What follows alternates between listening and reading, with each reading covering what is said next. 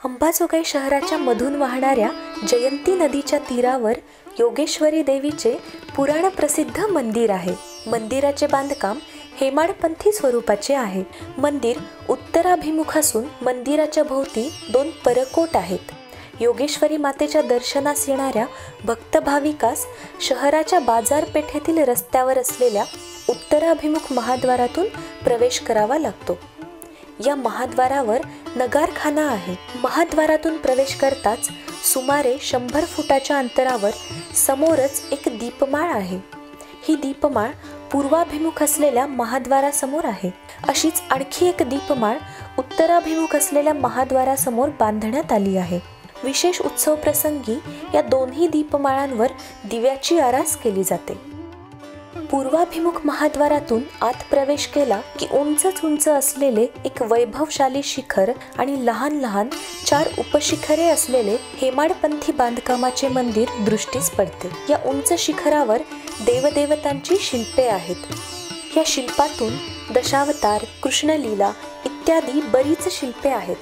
त्यात विशेष उल्लेखनीय असे एक शिल्प आहे, ते म्हणजे मातृरूप योगिनी गणेशाचे. या गणेश मूर्तीला 18 हात असून ती स्त्री स्वरूपात शिखरावरील एका देवळीत प्रतिस्थापित झालेली आहे. योगिन्यांची संख्या एकूण 9 असल्यामुळे मातृरूपी गणेशाला 18 हात असावेत. योगेश्वरी देवीचे मंदिर जरी हेमाडपंथी शैलीतल्या बांधकामाचे असले तरी या बांधकामाची खास वैशिष्ट्ये दिसून येतात. मंदिराच्या बांधणीमध्ये दगडी चिरे रचण्याची पद्धती, त्यातून साधलेले निरनिराळे कोन आणि प्रामुख्याने त्यावर केलेले कोरीव काम यामुळे मंदिर वास्तूच्या भक्कमपणाबरोबरच त्याला आगळेवेगळे सौंदर्यही प्राप्त करून दिलेले दिसून येते. मोठमोठ्या दगडी खांबावर आणि गर्भागाराच्या चौकटीवर केलेले बारीक कलाकुसरीचे खोदीव काम प्रमाणबद्ध आणि लावण्यपूर्ण असून अशा वास्तुरचनेस हेमाडपंथी बांधकाम म्हणून ओळखले जाते आणि त्यामुळे साहजिकच मनाची प्रसन्नता देखील वाढते. मुख्य सभागारात प्रवेश करताच उत्तराभिमुख असलेला जगन्माता योगेश्वरीचा शेंदूर विलोपित भव्य तांदळा विजेच्या लखलखत्या प्रकाशात आपल्याला दर्शन देत असतो आणि दर्शनेच्छुक भाविक देवीकडे साहजिकच आकर्षित होतो. देवीच्या ओंकार स्वरूप भव्य मूर्तीजवळ येताच आपले मन भक्तिभावाने ओतप्रोत भरून जाते. नकळत दोन्ही कर जोडले जातात आणि देवीच्या ध्यानाचा श्लोक शब्दरूप धारण करून मनाचा उंबरठा ओलांडून ओठातून बाहेर पडतो. देवी भक्तजनप्रिया सुवदना खड्गम च पात्रम तथा स्वर्णालंकृत लांगूलम समुसलम हस्तैर्दधानां श्रियं विद्युत्कोटि रविन्दुकान्ति धवलां दन्तासुरोन्मुनिनीं ब्रह्मोद्राद्याभिवंदितां च वरदां योगेश्वरी संभजे. अशा या योगेश्वरी देवीचे दर्शन घेऊन आपण उजवीकडे वळताच आपल्याला महाकाली आणि उभ्या महाराष्ट्राची कुलस्वामिनी तुळजाभवानीच्या मूर्तीचे दर्शन घडते. सभामंडपातील गणपती, केशवराज आणि देवीची भोगमूर्ती इत्यादींना वंदन करीत मंदिराच्या उत्तरद्वारातून बाहेर येताच समोर एक यज्ञकुंड दृष्टीस पडते. उत्सव प्रसंगी दसरा आणि मार्गशीर्ष पौर्णिमेस तिथे शतचंडीचा यज्ञयाग संपन्न होत असतो.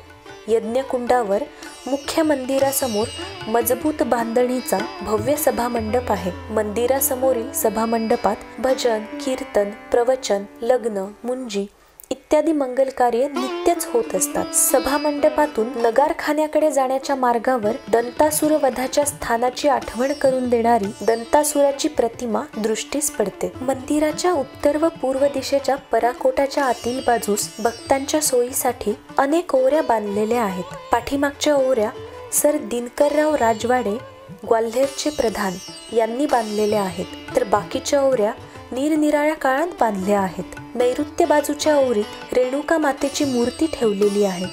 आणखी एक ओवरी मोराची ओवरी या नावाने ओळखली जाते. हरिवरदा या ग्रंथाची निर्मिती करताना कृष्णदयार्णवांनी ह्याच ओवरीत वास्तव्य केलं होतं.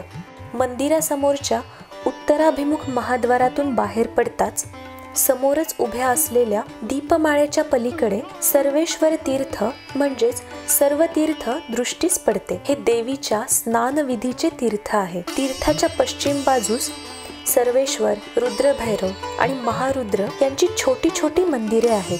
शिखर असलेल्या मंदिरात संन्यासी गोडदे बुवा, आबा बुवा, त्याच्या उत्तरेस डुबरगे महाराज यांच्या समाध्या आहेत. देवालयाच्या आग्नेय दिशेला एक मोठी धर्मशाळा बांधलेली आहे. यात्रेकरू तसेच पथसंस्थांसाठी या धर्मशाळेचा उपयोग केला जात असे. आता तिथे एक भव्य व्यापारी संकुल उभारले गेले आहे. या इमारतीच्या 3ऱ्या मजल्यावर श्री योगेश्वरी यात्री निवास या नावाचे लॉजिंग बोर्डिंग चालवले जाते. या धर्मशाळेच्या पूर्वेस एक निर्गमद्वार आहे. योगेश्वरी अंबेचे दर्शन घेऊन भक्तगण या द्वाराने बाहेर पडतो. महाद्वाराच्या पश्चिम बाजूस अनेक प्रशस्त खोल्या बांधलेल्या असून या खोल्यांमधून योगेश्वरी नूतन विद्यालयाचे वर्ग भरत असतात. योगेश्वरी देवीचे वार्षिक उत्सव अश्विन महिन्यात आणि मार्गशीर्ष महिन्यात साजरे केले जातात. अश्विन महिन्यातील शुद्ध प्रतिपदेस घटस्थापना होऊन नवरात्रोत्सव प्रारंभ होतो. शुद्ध पंचमीपासून विजयादशमीपर्यंत दररोज अलंकार पूजा होते. अष्टमी आणि नवमी तिथीच्या संधिकालावर शतचंडी हवनाची पूर्णाहुती होते. नवमीच्या दिवशी देवीला महाभोगी केली जाते. शेकडो स्त्रिया त्या दिवशी देवीला भोगी करण्यासाठी मंदिरात दाटी करत असतात.